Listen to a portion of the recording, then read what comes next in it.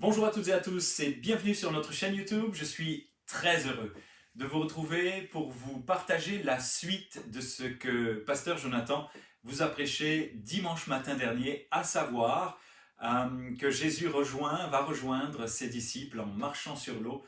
Et lorsqu'ils le virent dans leur frayeur, ils s'écrièrent: c'est un fantôme. Seigneur Jésus, je prie bien, que ce message touche, bouleverse peut-être, rencontre les besoins de nos amis. Je prie que tu relèves, que tu restaures, que tu encourages surtout et que ce matin particulièrement, tu nous défies, comme le disait Jonathan la semaine dernière, à sortir de nos barques dans le nom de Jésus. Amen. Soyez bénis toutes et tous. Il y a bien quelque chose qui ressort de ce texte comme de la tempête que nous avons toutes et tous vécue pendant cette crise du Covid-19. La tempête et les épreuves, vous l'avez certainement remarqué.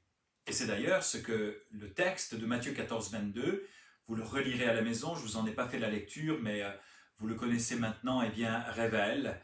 La tempête fait émerger nos différentes failles. C'est dans l'épreuve que souvent nos caractères se révèlent.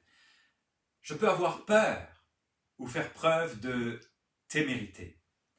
Je peux faire preuve d'anxiété ou d'une totale confiance, de repli sur moi-même, de repli sur soi, ou manifester la foi.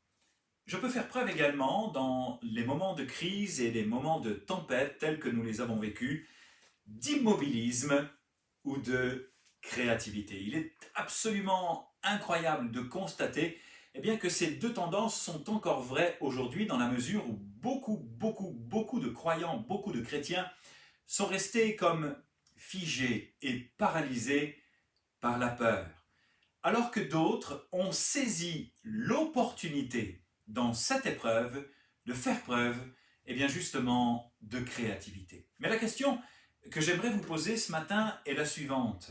De quoi avez-vous peur? Encore une fois, malgré le déconfinement, de quoi avez-vous peur? Ou tout simplement, de quoi avez-vous eu peur? Vous avez peut-être eu peur pour vos proches et bien sincèrement, il y avait de quoi, pour votre santé, votre devenir professionnel ou ministériel, ou tout simplement vos finances. Il y a quelque chose de l'ordre du connu qui résonne encore à nos cœurs aujourd'hui dans la tempête et au sein de nos frayeurs, de vos craintes et de vos peurs. C'est la voix de Jésus qui résonne en ces termes, comme elle a résonné du temps des disciples. Rassurez-vous, c'est moi, n'ayez pas peur. Je traverse cette épreuve avec vous, je vais vous relever, vous fortifier, vous consoler, vous rassurer, mais également vous défier. L'un des versets que j'affectionne particulièrement dans la parole de Dieu, outre 1 Pierre 5,8, c'est celui d'Ésaïe 30,15. Ésaïe 30,15 nous dit ceci: c'est dans la tranquillité et le repos que sera votre salut, le calme et la confiance que sera votre force. Or, c'est intéressant parce que la racine hébraïque de tranquillité nous ramène à retourner, revenir, ramener, creuser de nouveau. Et la racine de force, dans l'hébreu, nous ramène à vainqueur, force, exploit, puissance, triomphe et avoir l'avantage. Et si je peux me permettre de retraduire le verset à ma manière ce matin par rapport à notre contexte, cela pourrait donner ceci. Alors que ton épreuve semble difficile à traverser, qu'elle t'inquiète, que tu t'inquiètes et que tu es angoissé, ne serait-ce que pour l'avenir de tes enfants, alors que ton cœur est agité et que tu as perdu peut-être toute perspective de victoire, voici ce que te dit Jésus. Voici sa voix qui résonne. Rassure-toi, c'est moi, n'aie pas peur. Reviens à moi. Creuse de nouveau. Cherche ma présence. Mets en moi ta foi et ta confiance. Et alors que tu vas le faire, c'est dans la tranquillité et le repos, alors que tu vas revenir à moi ou venir à moi pour être relevé, fortifié, consolé et défié. Voici ce que le Seigneur te dit encore. Tu vas surnaturellement dominer ton épreuve. Tes forces vont être renouvelées. Tu vas commencer à accomplir, en sortant du bateau par exemple, de nouveaux exploits. Je vais te fortifier et te rendre vainqueur, te donner de triompher et d'avoir l'avantage sur ton ennemi, savoir la peur. Rassurez-vous, c'est moi, n'ayez pas peur. Il y a quelque chose que vous devez savoir et que vous devez comprendre, c'est que 95% de ce que nous redoutons ne repose en fait sur rien, simplement sur le fruit de notre imagination. Beaucoup de nos peurs sont imaginaires.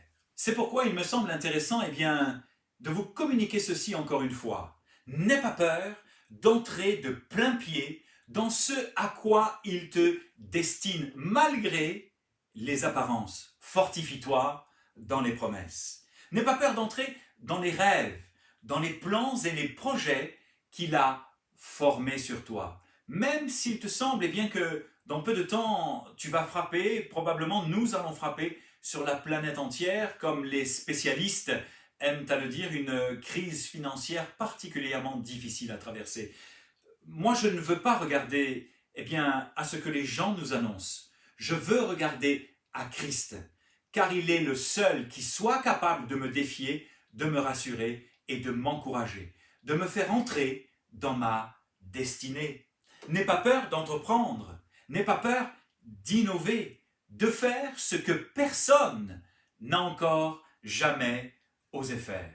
Je disais tout à l'heure, quelque chose de vraiment intéressant. Pour beaucoup, cette crise s'est révélée être une opportunité réelle, celle de sortir du bateau pour faire et entreprendre des choses qui n'avaient encore jamais été entreprises, tout du moins en francophonie. Je veux penser à tout ce que l'Église Nouvelle Vie a proposé sur le net, comme MLK, comme Momentum, ou comme beaucoup d'autres églises qui se sont révélées créatives, créatrices de possibilités, d'encouragement et de bénédiction pour chacun et chacune. Je prie particulièrement ce matin que cette épreuve, cette tempête que nous avons traversée, révèle le meilleur de qui vous êtes, de ce que Dieu veut susciter en vous. N'ayez pas peur. N'aie pas peur du regard des autres ou de ce que l'on va dire. N'aie pas peur de faire face aux pressions et aux tempêtes émotionnelles peut-être que tu traverses. N'aie pas peur de l'avenir. N'aie pas peur d'affronter tes difficultés. N'aie pas peur de sortir de la barque sécuritaire de ton bateau. Si Pierre n'était pas sorti du bateau, aurait-il pu savoir, un jour aurait-il pu découvrir qu'il était capable de marcher sur l'eau? Marcher sur l'eau est un défi. Oh oui, sur les eaux amères de nos épreuves, surtout pour affronter ne serait-ce que nos tempêtes émotionnelles. Sortir du bateau pour devenir acteur du miraculeux est une aventure qui peut s'avérer périlleuse, certes, mais à vue d'homme, mais tellement trépidante entre ses mains, au son de sa voix, au son de son « Viens ». Waouh! Combien j'aurais aimé être là à ce moment. Peut-être me mettre aux côtés de Pierre pour entendre la voix de Jésus, non seulement nous rassurer, mais également nous défier. Je ne sais pas si je serais sorti du bateau avec Pierre, mais ce que je sais et ce qui m'intrigue énormément, c'est que dans cette barque, il y a deux situations. Un homme qui, sur l'obéissance et la voix de Jésus, va décider de sortir du bateau et devenir acteur du miraculeux. Et un groupe d'hommes qui regardent Pierre faire ce qu'ils sont peut-être, ou étaient peut-être, également appelés à faire. Il y a l'acteur du miraculeux et les spectateurs du miraculeux. Waouh! Je voudrais vous proposer qu'il n'y a aucune limite à celui qui obéit et qui marche par la foi sur sa parole. Tu peux devenir, ce matin, un acteur du miraculeux extraordinaire, en faisant des choses, comme je le mentionnais il y a quelques instants, eh bien peut-être qui n'ont jamais été faites, pour toucher ta génération, pour toucher tes contemporains, pour mettre ceux qui t'entourent, les gens de ta famille, tes amis, au travail ou ailleurs, au bénéfice de ta foi. Parce qu'alors que tu vas sortir du bateau et te mettre en marche, vivre l'aventure de la foi que Jésus te propose de vivre, tu vas mettre les autres au bénéfice de ta foi. Ils vont ainsi te voir vivre et peut-être un jour, comme les disciples, reconnaître que Jésus est véritablement le Fils de Dieu. C'est en tout cas ce qui s'est passé avec Pierre. Ils ont vu Pierre faire quelque chose d'absolument incroyable. Et lorsque Jésus ramène Pierre dans le bateau, en marchant sur l'eau ou en le portant dans ses bras, que sais-je, en tout cas il le ramène dans le bateau, les disciples sont émerveillés et adorent Jésus et reconnaissent qu'il est véritablement le Fils de Dieu. Nous devons avancer. Je voudrais vous dire bien que cette crise révèle en moi cette envie d'avancer, cette envie de progresser, cette envie de nous tirer toutes et tous, vers le haut, pour faire, par la foi, sur sa parole, des choses extraordinaires, pour vivre ensemble, de manière communautaire et individuelle, des choses que nous n'avons encore jamais vécues. Nous n'avons pas le choix que d'avancer.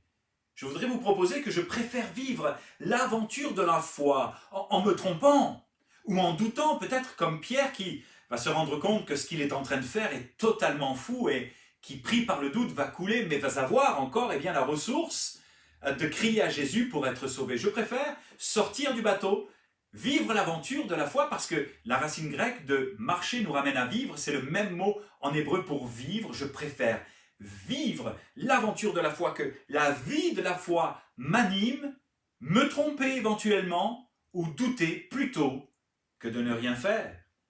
Je préfère sortir du bateau et être en vie plutôt que de rester figé dans le bateau à cause de mes peurs et de mes angoisses et finalement me révéler comme étant un chrétien sans vie. Je préfère me donner plutôt que de retenir. Je préfère relâcher plutôt que de tout garder. Je préfère tenter plutôt que de ne rien faire. Vivre par la foi plutôt que rester figé dans la barque de mes incertitudes, de mes craintes et de mes peurs. Il me semble que l'Église de Sarre-Union est appelée à l'écoute. Il me semble que tu es appelé à entendre la voix de Jésus résonner en ces termes. Rassurez-vous, c'est moi, n'ayez pas peur. Ne vous inquiétez pas pour le lendemain. Mais il me semble que l'Église de Sarre-Union, je le crois dans ces moments de difficulté, de tempête et de sortie de confinement, mais finalement d'incertitude parce qu'on ne sait pas ce que les mois prochains vont donner. L'Église de Sarre-Union est appelée à entendre la voix de Jésus, la défier. Vous défier. Vous défier à sortir du bateau pour marcher tout simplement sur l'eau. Cela nécessite d'entendre sa voix. Cela nécessite de se mettre à son écoute, d'écouter comme écoutent les disciples, entendre sa voix comme peut-être tu ne l'as jamais entendue. Il est très probable qu'alors que tu vas te mettre à te connecter au Saint-Esprit, au cœur de Jésus, au cœur de Dieu, tu vas peut-être en entendre les battements de son cœur qui vont t'apaiser, qui vont te rassurer, qui vont te consoler, qui vont te relever, mais également, il est très possible, qui vont te défier. Et c'est ma prière ce matin, que Jésus te défie pour le meilleur. Alors quel va être ton choix? Quel va être ton choix si l'Église de Sarre-Union, comme je le crois, est appelée à tellement plus? Quel va être ton choix si, comme je le crois ce matin, tu es appelé à tellement plus, n'ayant probablement aucune idée de ce que tu peux devenir entre les mains de celui qui t'appelle à plus. Quel va être votre choix, ton choix? Rester dans le fond du bateau en regardant les autres faire ce que toi aussi tu pourrais faire, en regardant les autres devenir ce que toi aussi tu pourrais devenir. Quel va être ton choix? Celui de rester confortablement installé dans la barque de tes habitudes, peut-être flotter, chahuté par le vent et la tempête de temps en temps, mais préférant rester bien confortablement ou prostré, figé, paralysé par la peur, n'osant pas sortir du bateau pour affronter la tempête? Vas-tu être de ceux qui vont simplement se contenter d'être spectateurs du miraculeux ou choisir de sortir du bateau? Quelle va être ta réponse? La réponse à l'appel de Jésus ce matin. C'est toute une question et c'est toute une réponse. Je voudrais vous dire que j'ai choisi personnellement d'avancer.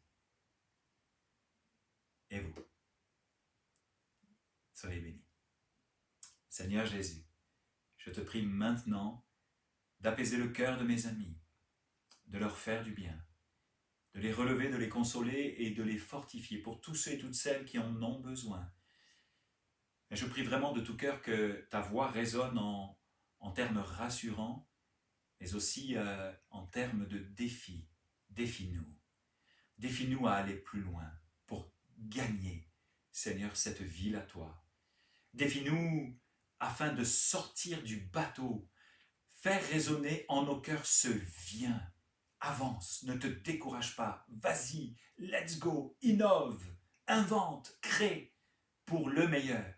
Apprends-nous à obéir et à marcher par la foi, en quittant la barque de notre sécurité, de nos incertitudes, peut-être de nos peurs et de nos angoisses, pour devenir acteurs du miraculeux, dans le nom de Jésus. Souffle, un souffle nouveau.